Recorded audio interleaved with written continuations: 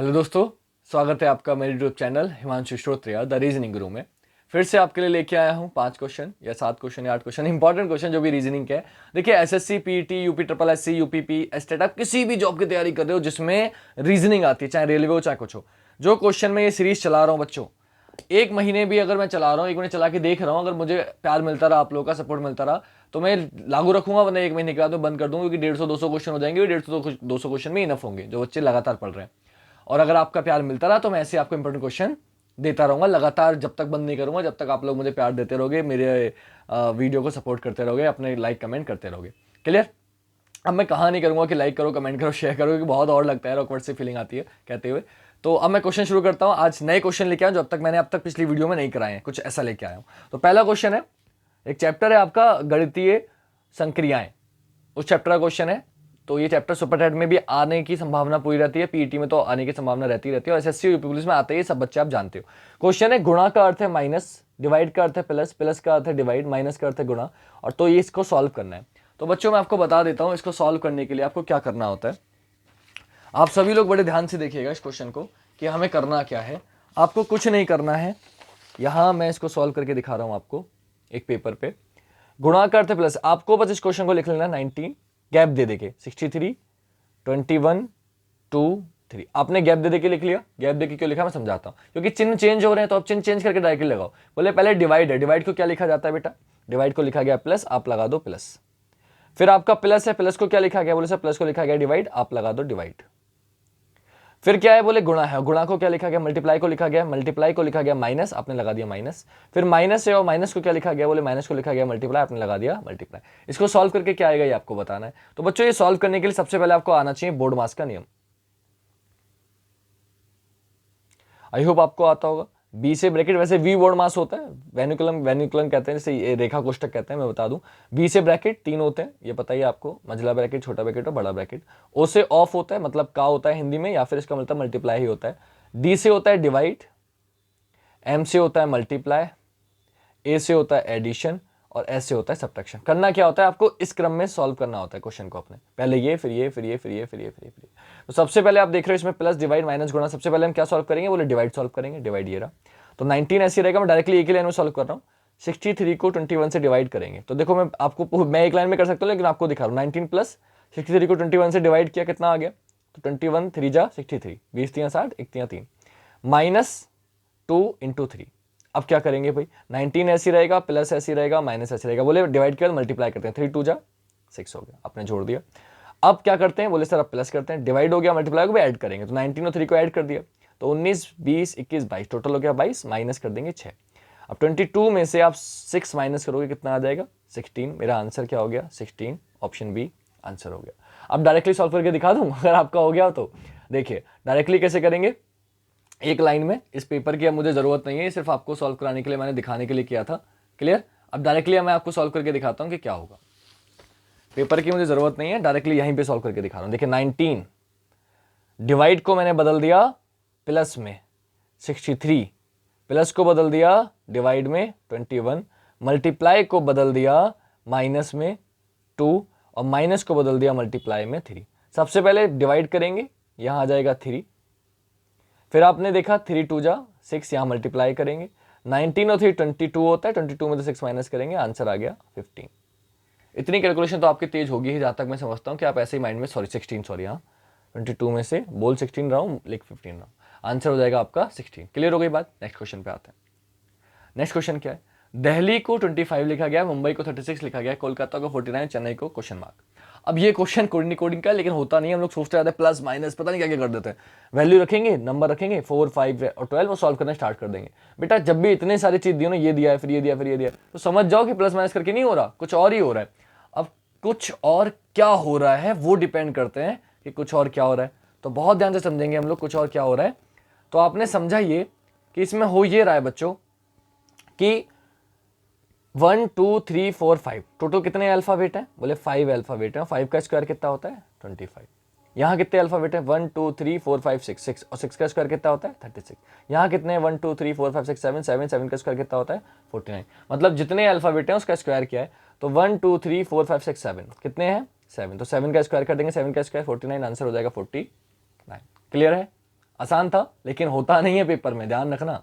Next question क्या है आपका, देखिए आपको दिया गया है ब्लड रिलेशन का एक कोडिंग वाला क्वेश्चन लिया है कि ए प्लस बी का मतलब ये है, ए गुणा बी का मतलब ये है, माइनस बी का मतलब ये है, और ये आपको कंडीशन दी है, इसको सॉल्व करना है। तो बच्चों बहुत ध्यान में समझिएगा आपको कैसे करना होता है।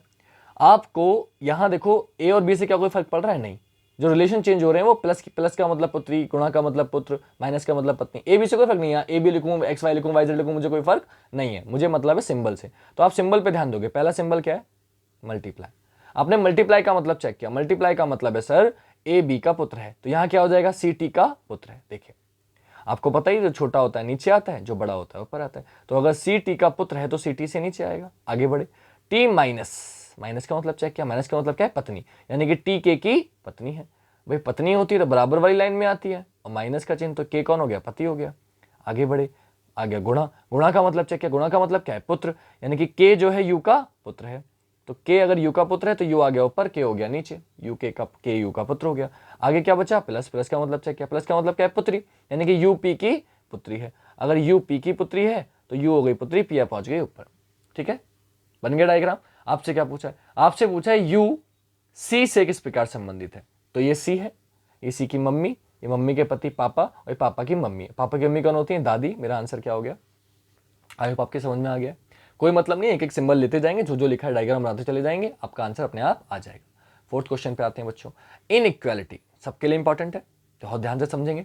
इनइक्वालिटी में क्या करना होता है, मैंने आपको बताया था, 3 तरीके के आपके सिंबल होते हैं। सबसे बड़ा ये, फिर ये, और फिर ये। इसको मैं दादाजी मानता हूं, इसको मैं पिताजी मानता हूं, और इसको मैं आप मानता हूं। मैंने आपको बहुत अच्छे से समझाया था, पूरी वीडियो इनइक्वालिटी की डाल रखी है, एक बार आप देख लेना, आपकी बहुत अच्छे समझ में आएगा। ठीक है, तो आपको बताओ, घर में अगर दादाजी भी हैं, पिताजी भी हैं, आप भी हैं, तो किसकी चलेगी, बोले फिर दादाजी की चलेगी। दादाजी नहीं होंगे तो किसकी चलेगी, बोले पिताजी की चलेगी। और दादाजी भी नहीं होंगे, पिताजी भी नहीं होंगे तो किसकी चलेगी, आपकी। बस इस क्वेश्चन में यही करना है, आपको जे से ई तक पहुंचना है। तो पहले जे से ई को जोड़ो। अब जोड़ोगे कैसे, बोले सर जे से ई को जोड़ने के लिए कॉमन टर्म क्या दिख रहा है, सी। तो आप पहले कथन बनाओ। कैसे बनाओगे कथन, बोले सर जे क्या है, यहां तक सी तक, जहां तक नॉर्मल है वहीं तक पहले रहने देते हैं, या मैं बना देता हूं, चलिए। जे बड़ा है बराबर है सी से, और सी के आगे जैसा है वैसे लिख दीजिए। सी बड़ा है बराबर है के से, और के बराबर है ई तक। जे से ई तक पहुंच गए, ये देखिए ऐसे कैसे उतार दिया, जे को यहां रख दिया, बस बन गया। आपने चेक किया, भाई ये पिताजी ये लिखा है, ये पिताजी ये लिखा है, ये आप। अब घर में पिताजी हैं और आप हो। जब घर में पिताजी और आप हो सिर्फ, तो किसकी चलेगी, बोले सर पिताजी, दादाजी तो है नहीं, कौन है, पिताजी और आप हो। जब घर में पिताजी और आप हो तो किसकी चलेगी, पिताजी की। देखो लगे हुए कौन है, पिताजी, पहला वाला सही। अब दूसरे पे आए, के और जेड, ध्यान से समझिएगा। फिर के से जेड पे जाना है, कॉमन टर्म क्या दिख रहा है, ओ। कैसे करेंगे, फिर से वही कि ओ बड़ा है बराबर है किससे, सी से। सी क्या है, बड़ा है बराबर है किससे, के से। और ओ क्या है, छोटा है किससे, जेड से। देखिए जेड बड़ा है, कंफ्यूज मत होइएगा, जेड की तरफ फेस खुला है, जेड की तरफ फेस खुला है, ओ की तरफ बंद है, ओ की तरफ बंद है। कथन बन गया, बस चेक करिए। के और जेड, तो ये दादाजी, ये पिताजी, ये पिताजी। अब घर में दादाजी और पिताजी तो किसकी चलेगी, दादाजी और पिताजी तो किसकी चलेगी, बोले सर दादाजी की चलेगी। दादाजी है ना घर में, तो जब दादाजी और पिताजी होंगे दादाजी की चलेगी। लगे हुए कौन है, दादाजी। फेस किसकी तरफ खुला हुआ है, जेड की तरफ, यहां भी जेड की तरफ, दूसरा वाला भी सही। आंसर हो जाएगा, दोनों कथन अनुसरण करते, दोनों निष्कर्ष अनुसरण करते हैं। नेक्स्ट क्वेश्चन बच्चों, नेक्स्ट क्वेश्चन आपका ये रहा कि एक दिन में घड़ी की सुइयां कितनी बार सीधी रेखा में होंगी। अब ये डायरेक्टली आपको 4-5 क्वेश्चन पूछे जाते हैं, बहुत अच्छे से बता देता हूं आपको। सीधी रेखा का मतलब क्या हुआ, आप लोग समझ लेते हो, ये है सीधी रेखा, इसे सीधी रेखा समझ लेते हो, ठीक है। तो ये सीधी रेखा है, बिल्कुल है। और ये कितने डिग्री का कोण है, 180 डिग्री का कोण है। तो आपसे क्वेश्चन पूछा जाता है 24 घंटे में 180 डिग्री का कोण कितनी बार बनेगा। 180 डिग्री को बोलते हैं विपरीत। 180 डिग्री का कोण कितनी बार बनेगा, तो बच्चों आपको याद होना चाहिए कितनी बार बनेगा। तो बेटा याद होना चाहिए आपको, 24 घंटे में 180 डिग्री का कोण बनता है 22 बार। क्यों, एक घंटे में एक बार विपरीत होती है, तो 12 घंटे में 12 बार होनी चाहिए। लेकिन बेटा 6 बजे 5 बजे से 7 बजे के बीच 2 बार होनी चाहिए, लेकिन एक ही बार विपरीत होती है, तो एक कम हो जाता है, इसलिए 12 घंटे में 11 बार और 24 घंटे में 22 बार। लेकिन बच्चों, तो बच्चे क्या करते हैं, इससे सीधी रेखा समझते हैं और 22 आंसर लगा जाते हैं। नहीं, ये गलती नहीं करनी, ध्यान से समझना। आप जरा ये देखो, ये बजाया मैंने 12, क्या ये सीधी रेखा में नहीं है, बोले हैं सर। और ये कितने डिग्री का कोण है, तो बेटा ये है 180 डिग्री का कोण, और ये है 0 डिग्री का कोण। तो ये 0 डिग्री का कोण है, लेकिन ये भी सीधी रेखा में है। तो अब समझिए, आपसे क्वेश्चन पूछा था 24 घंटे में 0 डिग्री का कोण कितनी बार बनेगा, तो भी आप आंसर याद रखिएगा, तो भी आंसर होता है 22 बार। क्यों, क्योंकि 1 घंटे में एक बार, 12 पहले 12 बजे है, फिर 1:05, 2:10, तो हर घंटे में एक बार होती है। तो 12 घंटे में 12 बार होनी चाहिए, लेकिन 11 बजे से 1 बजे के बीच सिर्फ एक बार 12 बजे मिलती है, तो एक कम हो जाता है। तो 12 घंटे में 11 बार और 24 घंटे में 22 बार। अब आपसे पूछा था 24 घंटे में सीधी रेखा में कितनी बार होंगी, तो आपको बहुत ध्यान से समझना है बच्चों। सीधी रेखा का मतलब क्या होता है, तो बेटे जब 180 डिग्री का कोण है तो भी सीधी रेखा में, जब 0 डिग्री का कोण है तो भी सीधी रेखा में। तो 22 और 22 दोनों को ऐड कर देंगे, आंसर हो जाएगा 44 बार, तो आंसर हो गया आपका 44 टाइम्स। क्लियर हो गई बात। तो 24 घंटे में सीधी रेखा में कितनी बार होती है, 44 बार। एक बात और याद रखिएगा, अगर आपसे 24 घंटे में वो बोल दे 90 डिग्री का कोण, तो 24 घंटे में 90 डिग्री का कोण कितनी बार बनता है, याद रखिएगा, वो भी बनता है 44 बार। ठीक है, ये क्वेश्चन डायरेक्ट पूछे जाते हैं तो याद रखिएगा। 0 डिग्री का कोण 22 बार, 180 डिग्री का कोण 22 बार, सीधी रेखा में होती है 44 बार, 90 डिग्री का कोण बनता है 44 बार। अगले क्वेश्चन पे आते हैं। अगला क्वेश्चन आपका ये रहा, अक्षरों का समूह कौन सा समूह शल्य चिकित्सकों को दर्शाता है, जो या तो माताएं हैं या गायक है। डायग्राम आपको दिख रहा है। तो बेटा औषध विक्रेता ये गायक है, ये माता है और ये शल्य चिकित्सक, या तो लिख के देगा या तो थ्योरी में लिख के देगा या ऐसे बना के देगा। तो आपने पूछा ऐसे कितने शल्य चिकित्सक हैं जो या तो माताएं हैं या गायक है। तो शल्य चिकित्सक यानी कि सर्कल में आना चाहिए। तो डी नहीं होगा, ई नहीं होगा, एच नहीं होगा। तो देखो ये ऑप्शन कट गया क्योंकि डी तो हो ही नहीं सकता, एच नहीं होगा तो ये भी कट गया। अब या तो ये या ये, डी भी नहीं होगा, ई भी नहीं होगा। क्यों नहीं होगा, क्योंकि ये बेटा इसमें नहीं आ रहे और आपको इसमें तो चाहिए ही चाहिए और इसमें चाहिए तो कट गए। अब देखा आपने, या तो ये आंसर होगा या ये आंसर होगा। अब देखो डी तो होगा नहीं क्योंकि डी आ ही नहीं रहा, तो ये ऑप्शन भी कट गया। क्या बचा, AFC आंसर हो गया, डायरेक्टली हो गया। पहले 3 ऑप्शन कट गए, जो बचा वो आंसर। अब मैं करके दिखाता हूं कैसे। शल्य चिकित्सक में ये आ रहा है, आपसे पूछा जो या तो माताएं हैं या गायक। तो देखिए ये सी, शल्य चिकित्सक भी है और गायक भी है, बिल्कुल ठीक है। इस ए की बात करते हैं तो शल्य चिकित्सक भी है, माता भी है। इस एफ की बात करते हैं, शल्य चिकित्सक भी है, माता भी है। अब बी क्यों नहीं हुआ सर, क्योंकि बी ना तो माता है ना गायक है। जी क्यों नहीं हुआ, क्योंकि जी ना तो गायक है ना माता है। एच क्यों नहीं हुआ, क्योंकि शल्य चिकित्सक में नहीं आया। ई क्यों नहीं हुआ, शल्य चिकित्सक में नहीं आया। डी क्यों नहीं हुआ, शल्य चिकित्सक में नहीं आया। तो आंसर क्या हो जाएगा, ए है, एफ है और सी है। तो आंसर हो जाएगा AFC। क्लियर। लास्ट क्वेश्चन बच्चों आज की क्लास का, आपसे बोला गया है मेरा जन्म 11 अगस्त को हुआ, दिव्यांशु मुझसे 11 दिन छोटा है। इस वर्ष स्वतंत्रता दिवस सोमवार को है, तो राहुल का जन्मदिन किस दिन होगा। अब बच्चों गलती क्या होती है, कुछ बच्चे होशियारी दिखाते हैं, बोले मेरा जन्म 11 अगस्त को, दिव्यांशु मुझसे 11 दिन छोटा है, तो वो 11 माइनस कर देते हैं और वो कर देते हैं 30 सितंबर, सॉरी 31 जुलाई। बोले सर 11 दिन पहले 11 माइनस कर दो, छोटा है तो। लेकिन बेटा बुद्धि लगा लेना, क्वेश्चन सॉल्व करने से पहले बुद्धि लगाना भूल जाते हो। मुझे एक बात बताओ यार, कोई आपसे छोटा है, आपका छोटा भाई है, तो वो आपसे पहले पैदा होगा बाद में। बोले सर छोटा है, इसका मतलब ये कि वो आपसे बाद में पैदा होगा। तो अगर मेरा जन्म 11 अगस्त को हुआ है, दिव्यांशु मुझसे 11 दिन छोटा है, अगर वो मुझसे 11 दिन छोटा है यानी कि मेरे पैदा होने के 11 दिन बाद पैदा हुआ होगा। सिंपल सी बात है। यानी कि अगर मैं 11 अगस्त को पैदा हुआ हूं तो वो 11 दिन बाद पैदा हुआ होगा, यानी कि 11 और 11 22। तो वो किस दिन पैदा हुआ होगा, 22 अगस्त को पैदा हुआ होगा। अब आपसे बोला उस वर्ष स्वतंत्रता दिवस सोमवार को है। स्वतंत्रता दिवस कब होता है, स्वतंत्रता दिवस होता है 15 अगस्त को। ठीक है, वो कब है, सोमवार को है। तो 15 अगस्त को क्या हो गया, सोमवार। आपसे कौन सी तारीख पूछी है, आपसे पूछे, सॉरी ये मैं राहुल लिख दे दो किसे बच्चों, यहां दिव्यांशु आएगा। ठीक है, तो आपसे पूछा गया है दिव्यांशु का जन्मदिन किस दिन पड़ेगा, दिव्यांशु का जन्मदिन किस दिन पड़ेगा। तो बताइए भाई कब पड़ेगा। बोले 15 तारीख को मंडे सर, 22 को पूछा तो आपको पता है 7 दिन बाद दिन क्या हो जाता है, रिपीट हो जाता है। ठीक है, तो आप क्या करोगे, इसमें 7 ऐड करोगे।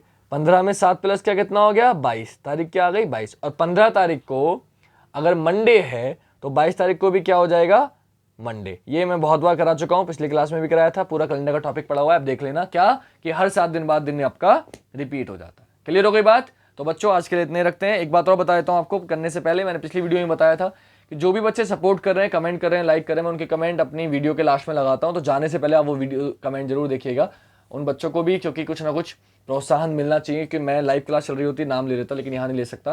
तो थैंक यू सो मच आप सभी का, जो लोग प्यार दे रहे हो, जो लोग देख रहे हो वीडियो को। मैं ऐसे ही आपके लिए वीडियो लाता रहूँगा डेली। तो प्लीज़ थैंक यू, आपने एंड तक देखा। मैं नहीं बोलूँगा कि आप लाइक करो, सब्सक्राइब करो या फिर कमेंट करो। आपको अच्छी लगे तो आपको लाइक कर दो, कमेंट करने का मन करे, आपको वाकई में अच्छी लग रही हो वीडियो, तो मेरी मेहनत आपको लग रही हो कि हाँ सर अच्छी मेहनत कर रहे हैं हमारे काम की चीज़ें, तो कमेंट कर देना, वरना कोई इशू नहीं है। क्लियर। चलिए आज के लिए इतना ही। जय हिंद, जय भारत, वंदे मातरम।